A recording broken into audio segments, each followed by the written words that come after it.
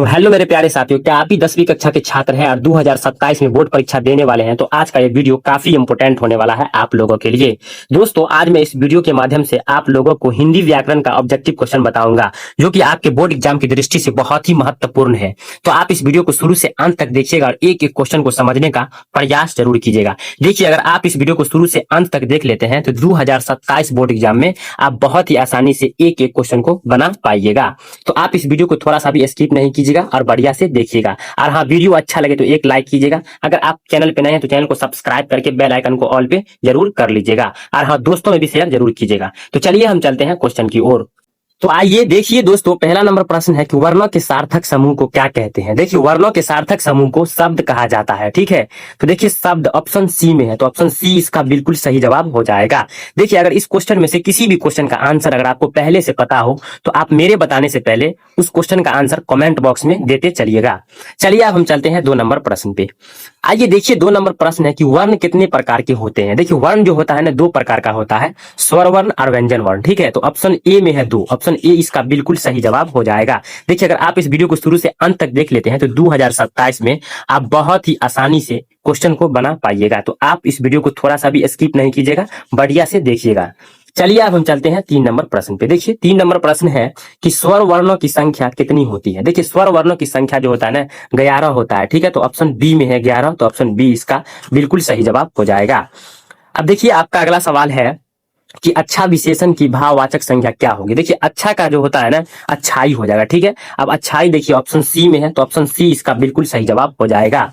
अब देखिए, आपका अगला सवाल है कि जाति की भाववाचक संज्ञा होगी। देखिए, जाति की भाववाचक संज्ञा जातीयता होता है, तो ऑप्शन डी इसका बिल्कुल सही जवाब हो जाएगा। अब देखिए, आपका अगला सवाल है कि भारतीय, देखिए ये क्वेश्चन है कि भारतीय शब्द कौन सा संज्ञा है। देखिए, भारतीय शब्द जो है ना, ये व्यक्तिवाचक संज्ञा है, तो ऑप्शन सी इसका बिल्कुल सही जवाब हो जाएगा। अब देखिए, आपका अगला सवाल है, 7 नंबर सवाल है कि वचन के कितने प्रकार होते हैं। देखिए, वचन के 2 प्रकार होते हैं, एक वचन और बहुवचन। ठीक है, तो आप देखिए 2 ऑप्शन बी में है, तो ऑप्शन बी इसका बिल्कुल सही जवाब हो जाएगा।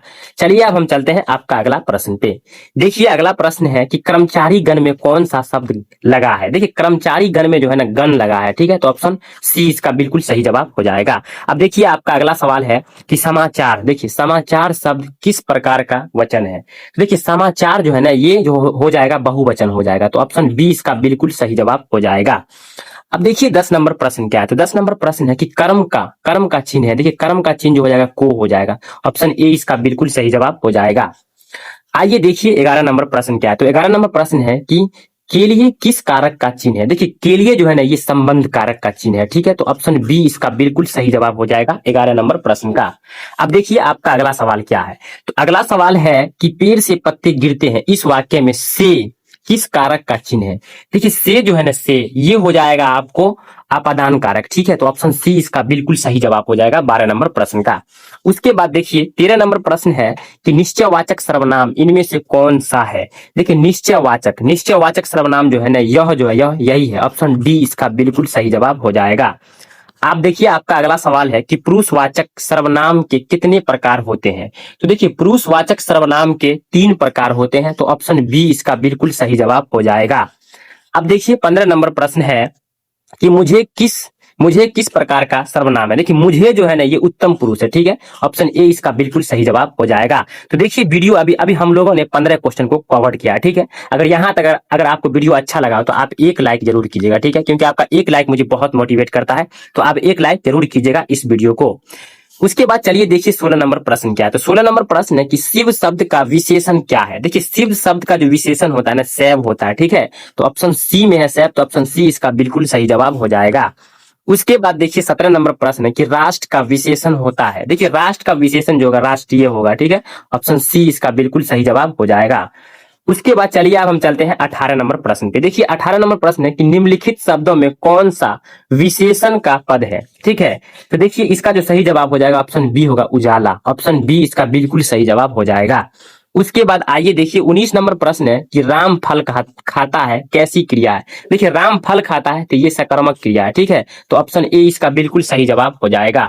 उसके बाद देखिए 20 नंबर प्रश्न है कि निम्नांकित में प्रेरणार्थक क्रिया बताए। देखिए, प्रेरणार्थक का मतलब होता है किसी को प्रेरणा देना, जैसे पढ़ना से पढ़वाना, उसके बाद मांगना से मंगवाना, उसके बाद चलना से चलवाना, इनमें से सभी हो जाएगा, ये सब प्रेरणार्थक क्रिया है, तो ऑप्शन डी हो जाएगा इनमें से सभी, ऑप्शन डी इसका बिल्कुल सही जवाब हो जाएगा।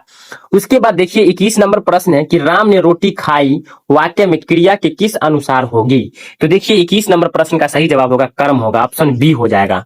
चलिए अब हम चलते हैं आपका अगला प्रश्न पे। तो देखिए 22 नंबर प्रश्न है कि पत्रकार महोदय चुप मुस्कुराते रहे, पत्रकार महोदय चुप मुस्कुराते रहे कौन सा वाक्य है।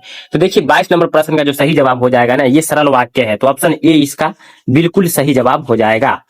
अब आइए देखिए आपका अगला प्रश्न क्या है। तो अगला प्रश्न है कि तुम पढ़ो किस वाक्य का उदाहरण है। देखिए तुम पढ़ो ये जो है ना आज्ञावाचक है, उदाहरण है, ठीक है, तो ऑप्शन ए इसका बिल्कुल सही जवाब हो जाएगा। आइए देखिए आपका अगला सवाल है कि उसने कहा कि मैं निर्दोष हूं कौन सा वाक्य है। देखिए ये जो हो जाएगा ना, ये आपको हो जाएगा अब मिश्र वाक्य हो जाएगा, तो ऑप्शन सी इसका बिल्कुल सही जवाब हो जाएगा। उसके बाद देखिए 25 नंबर प्रश्न क्या है। तो देखिए 25 नंबर प्रश्न है कि लीला घर जाएगी कौन सा वाच्य है। देखिए लीला घर जाएगी ये कर्तृवाच्य है, तो ऑप्शन ए इसका बिल्कुल सही जवाब हो जाएगा।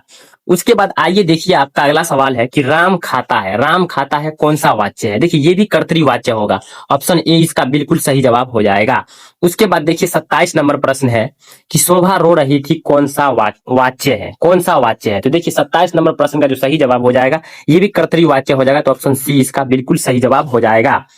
अब देखिए 28 नंबर प्रश्न है कि बेख टके शब्द कौन सा समास है। देखिए ये जो है ना अव्ययी भाव समास है, तो ऑप्शन ए इसका बिल्कुल सही जवाब हो जाएगा। आइए देखिए 29 नंबर प्रश्न क्या है। 29 नंबर प्रश्न है कि नीलकमल में कौन सा समास है। देखिए नीलकमल में पूछ रहा कौन सा समास है, तो नीलकमल में कर्मधारय समास है, तो ऑप्शन सी इसका बिल्कुल सही जवाब हो जाएगा। उसके बाद देखिए 30 नंबर प्रश्न है कि सप्तवर्षी में समास है, सप्तवर्षी में समास है यानी कि कौन समास है। तो देखिए 30 नंबर प्रश्न का हो जाएगा दिग्गु समास हो जाएगा, तो ऑप्शन सी इसका बिल्कुल सही जवाब हो जाएगा। अब आइए देखिए आपका अगला सवाल है जो कि लास्ट नंबर सवाल है कि त्रिभुज में कौन सा समास है। देखिए इसका जवाब आपको कमेंट में देना है, ठीक है, आप इसका जवाब कमेंट में दीजिए। अगर आप पढ़े लिखे स्टूडेंट है तो आप इसका जवाब कमेंट में दीजिए, ठीक है। चलिए अब हम मिलते हैं अगले